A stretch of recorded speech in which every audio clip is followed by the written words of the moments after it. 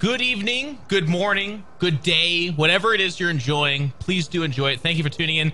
This is the SC2L. I am Jeff In Control Robinson. Today, our co-commentator is a very special and handsome nerd indeed. It is Sean Day9 Plot. Sean, thank you for joining us.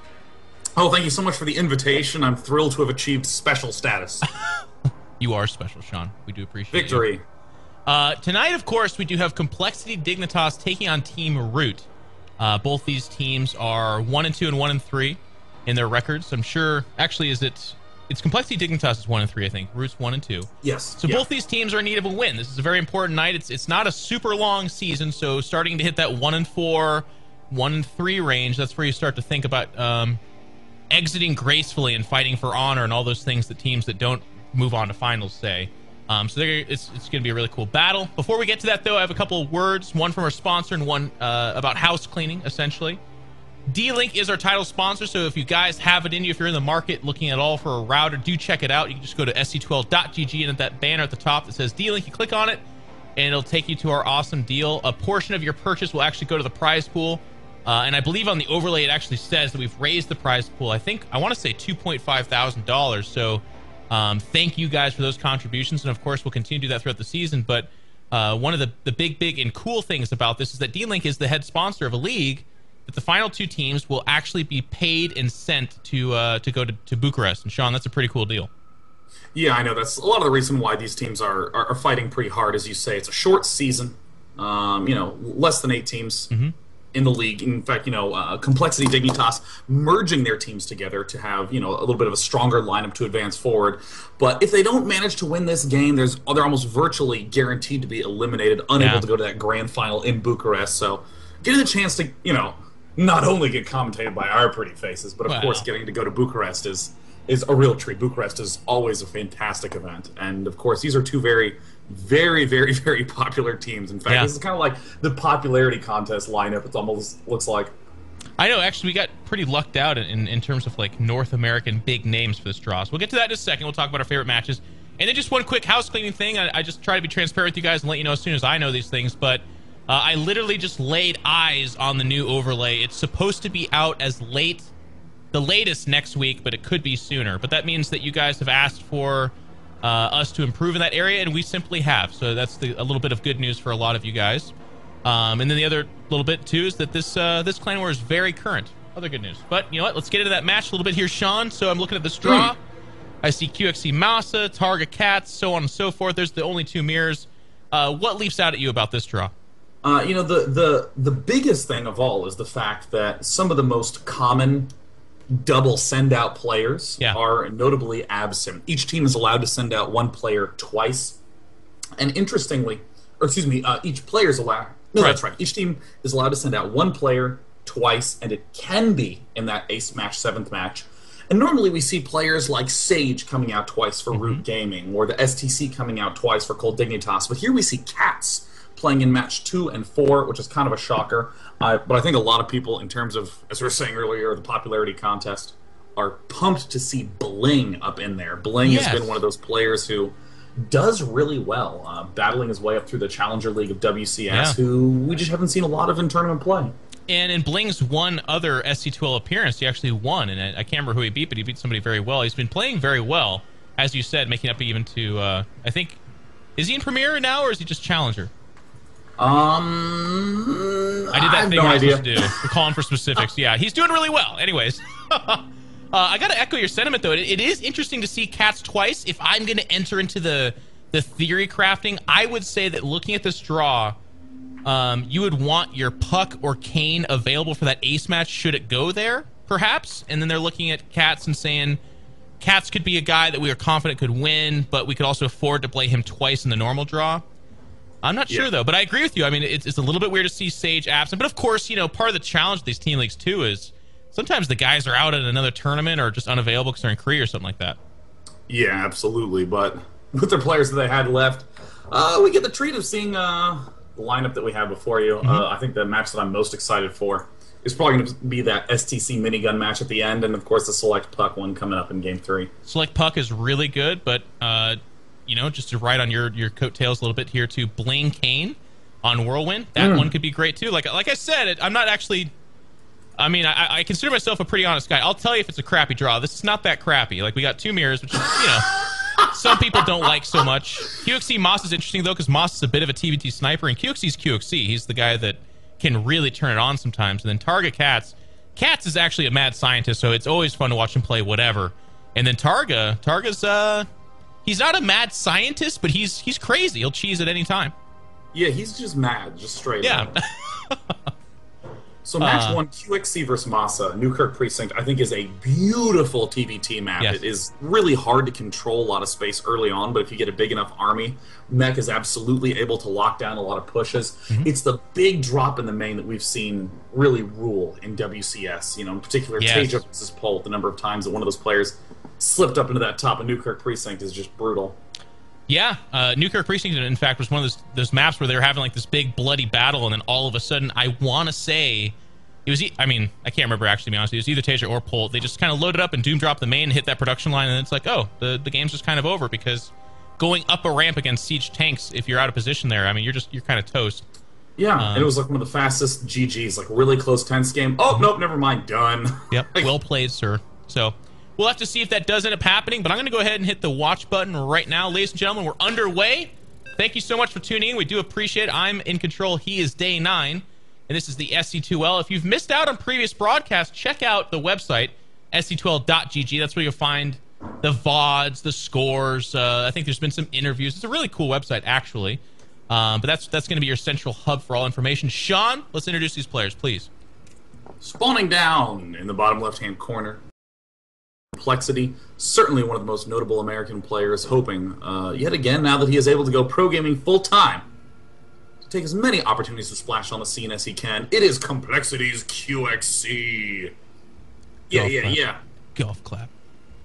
Down in the bottom right, from Team Root Gaming, he might be a name that you haven't seen pop up in some of the major tournaments, but if you've been on the ladder, if you've been in this league, you know that he is amazing when he really needs to turn it on. It's Root Gaming's Massa, who I was super impressed with the amazingly one-sided game that he had against Snoot. Just rolled Snoot. I mean, I'm really excited to see Massa play in TBT match. I don't think we've got a chance to see him play TBT. He's very, very solid and has great build orders. I mean, a lot of the players who are up and coming are more like the well-rounded laddery players who play a little bit more weakly than the tip-top players. But I mean, Massa's just, as you say, he's like a sniper, man. I'm interested. I don't know much about him. I'd like to know if he's one of those guys that does, as you said, kind of avoids the ladder and is actually like more of a custom game guy, or if he just smurfs super hard. Because I gotta be honest with you, I've been commentating him since EGMCSL like a year and a half ago, and at that time we were saying the same thing we are now, which is like, wow, this guy's really good. He kind of comes out of nowhere. We don't really see his name elsewhere. And he's awesome. He's very underrated. And then a year and a half later, same analysis, but it's actually still accurate. Yeah. It's, I suppose, not very surprising that a player who likes his anonymity will at no point suddenly be like, no, now's my time. I'm ready to have everyone know who I am. There's a lot of players who just like training hard. And you might have known some in your past, right, Sean? Huh? Oh, yeah. Right, Sean? Ooh, dude, talk about the most antisocial online player on the planet. It was always funny because I think I played probably like 8 or 9 times as much as the second most playing person in USA, but I always did it on like the Korean ladder, I know. It was a special honor. I remember you and I played for years, and I remember the few times I would actually clash with you on PGT or whatever it was, and it was on those maps that I could never name to save my life at this point in time, but I was like, oh, I'm playing day 9. I've heard of this guy, and he plays a million games, but I never see him. And I always have like really cute Smurf names. After a while, I just started going with just like words or numbers that I found cool. But man, Red Fire Truck after the infamous Family Guy episode. Oh, jeez. Dude. Hey, Strider Doom is actually one of the coolest names I've ever heard, by the way, that you made. I still go by Strider Doom, man. If I have to make a new Xbox Live account or something like that, or like a character in a game, his name's Strider Doom, and it's always great in the JRPGs. When like, you must save us, Strider Doom, and I'm like, God, I love Marvel vs. Capcom too. It's a good name. Getting inside this game a little bit, we do have the double gas going down for Massa, and that typically is indicative of things like a Cloak Banshee build. Of course, with that recent change to the cost of the Cloak upgrade, I still see players opting for the second gas. I don't know that it's super necessary. Sean, you could probably break this down a lot better than I could, but I still see them taking the second gas with these Cloak Banshees. Yeah, it's a nice opportunity to do this 1-1-1 style push where you transition really swiftly. I mean, as you say, you're not going to be getting the cloak any faster. Players pretty much knew how to optimize for that, but suddenly we're going to see, maybe a Widowmine pop out, really fast reactor. There's the instant cloak, and soon enough the instant Banshee. QXC is actually getting it a little faster than most players, but of course, there it is, and there's just enough gas to begin starting the reactor should you want one. Yeah, and you actually touched on something that's really interesting. We're seeing that Widowmine, so we can actually see it on Moss's side, but it'll come out too on QXC's side. He's adding a tech lab, but I wouldn't be surprised to see that Widowmine get timed out here, and it's because with that, I guess buff is what you'd say to the cost of the cloak upgrade. We're seeing that the one Widowmine is a nice answer to this much more common build. It didn't used to be that Terrans squeezed out a single Widowmine. Still good against drops, obviously, but they would, I guess, more often opt for things like their own drop army to do the return favor, I suppose. Yeah, I mean, these mines have so much versatility, too. I mean, not only are they good at just deflecting these drops, but also excellent at containing once you head push forward. Now, look at this. Masa has burrowed the Widowmine. You can barely see it above the left refinery, and that is the perfect place to spot it. Or to put it, because QXC is not going to be able to see it. He won't see that. I love that. Oh, that's you know what? So good. It's really good, but I'm actually a little bit worried that his Marines might scare him away from such a good move like that. Like, I would bait it further and put the Marines away. Ah, here he comes. He's coming. Well, QXC's going to be cautious. There's the cloak. And right now he's just kiting the Marines. He's kind of, he's coming in there. They're going to scan. Oh, there's the scan. Oh, he does get hit. Wow. Connection. I mean, if you're QXC, you're going to be blown away. You're going to be wondering, how the hell did that? What got me, And of course, QXC's mine is planted in a much more open location that's much easier to spot. So we see that Masa hasn't even cloaked, hasn't even really had the need to cloak. Probably going to take a pot shot or two at this mine. Ooh, he's got to be a little careful. He's kind of playing with fire here. But Masa, who got his gas later, is getting this double command center up earlier. And with the tanks coming out soon enough, Masa's going to have a tremendous lead. This, this one Banshee advantage in a Banshee opening, essentially, is such a big deal. I mean, the Viking does come out. The Banshee is going to want to get out of here, but I believe the Banshee can actually... no, it's going to die. And it does go down. I think he got a little bit greedy there with the last volley or two, but still, when it's all said and done, he did get a couple SCV kills, but numerous Marines. You know what, Sean? I guess it's not the biggest of deals, but it did, like you said, get his command center down a lot faster. Yeah, I mean, he's going to get the opportunity to just focus a little bit more on the econ mineral game. I mean, Moss is already getting his extra barracks out, and QXC is still a little bit in gas mode because QXC got so much gas earlier. He's going to have to solve his problems with gas. And of course, we see an extra Banshee coming out for QXC. We see more tanks coming out. But I mean, Masa is in a very comfortable position. No risk of death right now.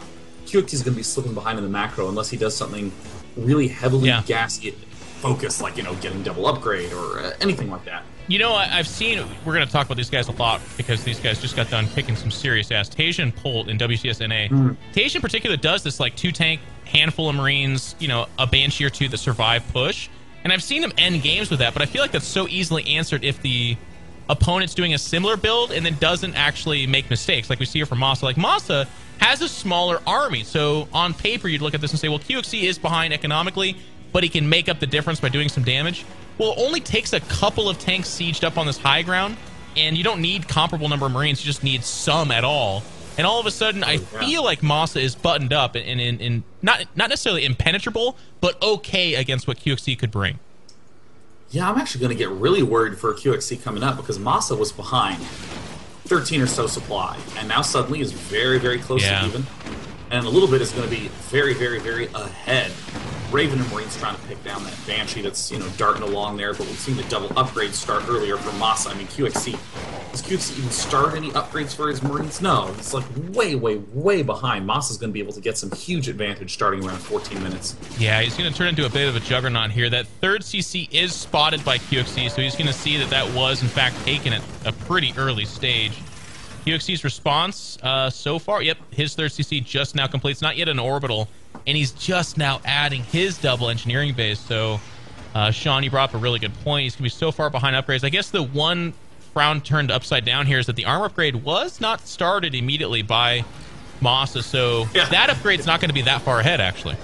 It's not as much of an advantage, though still a tremendous advantage. You know, it's one of these really rough spots. I think one thing that can terrify a player the most is when they have an opportunity to scout and see about twice as many buildings as they expected. I mean, army size you're never really going to get a good sense of because you can't scout an army without it killing a scout. So, but seeing those buildings is a much stronger signal. So of course QXC is going to try to push out. And he's going to have to get an amazing angle if he wants to take this down.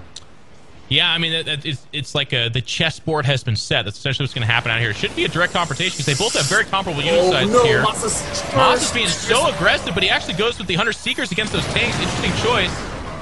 One splats, the other whiffs there, but the front tank line here does get chipped away for QXC. But I got to say that they both have. I mean, actually, QXC just gets the better engagement here, to be honest with you. I mean, that's how QXC does it. I mean, he can be behind all game long and suddenly, boom, in a single fight, turns it right around. And here's the shot. Oh no, the siege tanks really convinced they can do a lot more damage than they truly can. But I mean, these auto turrets are just amazing against siege tanks that have no reinforcements. I mean, auto turrets, such a powerful answer to this. And Moss is being smart, target firing the Marines, but it's just going to be Moss's macro at this point. He's got to take down those auto turrets. Yeah, supply shows that both these players are in very similar situations. QXC has technically won the fight, which has equalized the situation, but I think he's sticking around almost a little too long. One tank does go down there, and these auto turrets will eventually be cleaned up. But again, both players kind of throwing equal amounts of units into each other. Yeah. And just now the third is going to be land for QXC, but he does have a pretty good saturation unit of SCVs there ready to get to work. Yeah, but QXC never a stranger to aggression. I think that's one of the weirdest ways I've ever described it. QXC attacks a lot, Jeff. Right? This guy likes to kill stuff in this game. He loves to rely on his control. Sending in that single Banshee might have not looked like it did a lot of damage, but look at what it set up. QXC is going to be sieging up on this low ground. Might not look that big, but you need a lot of gas to get both the upgrades and the tanks up that you need. He's shutting down one geyser. It's 120 gas a minute.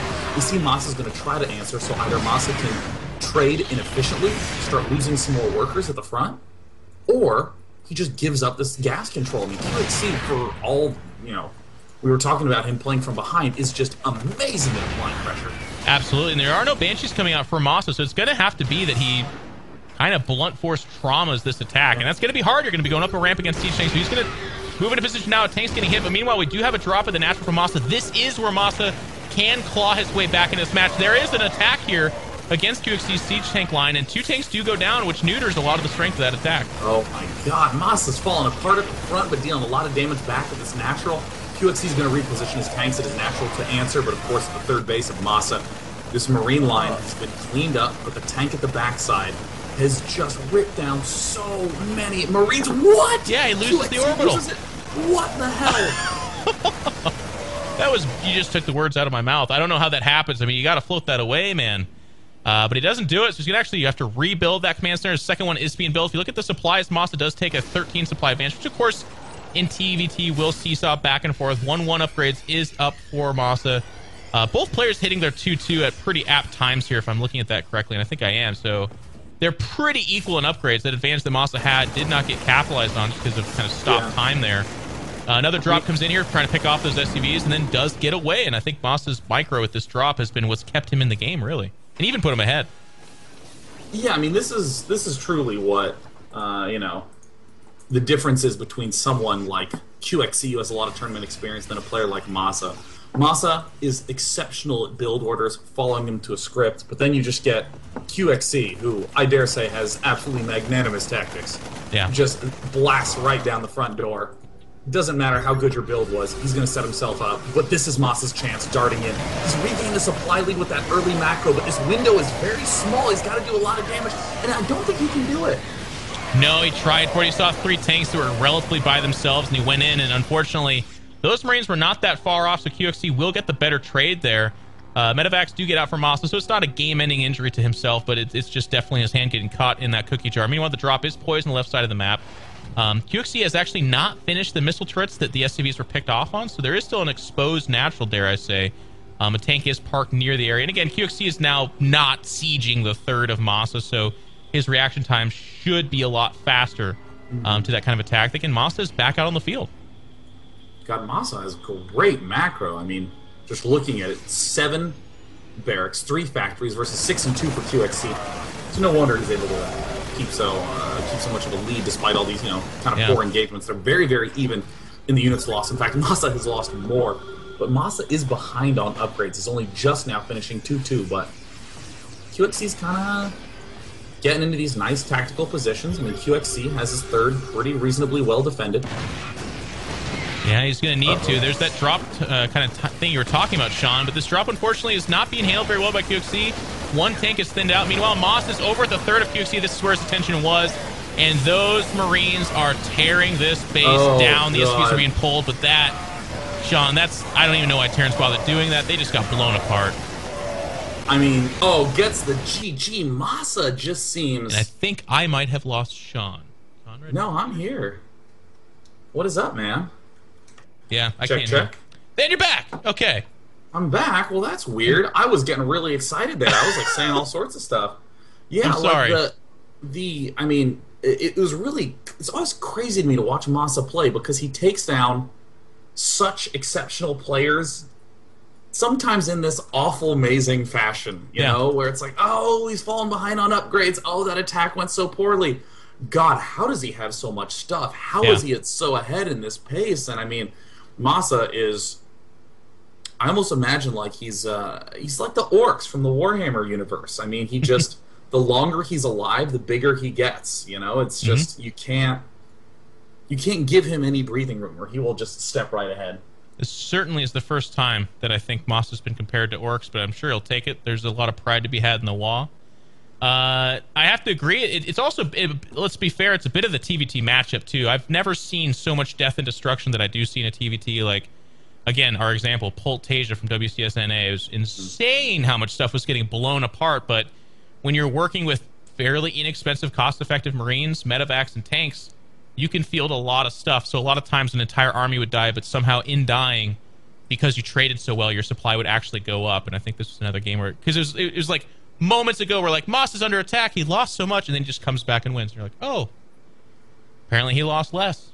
Yeah. And it's just so funny because I actually have the stream open on my other monitor, just to do the usual, making sure that things are looking fine.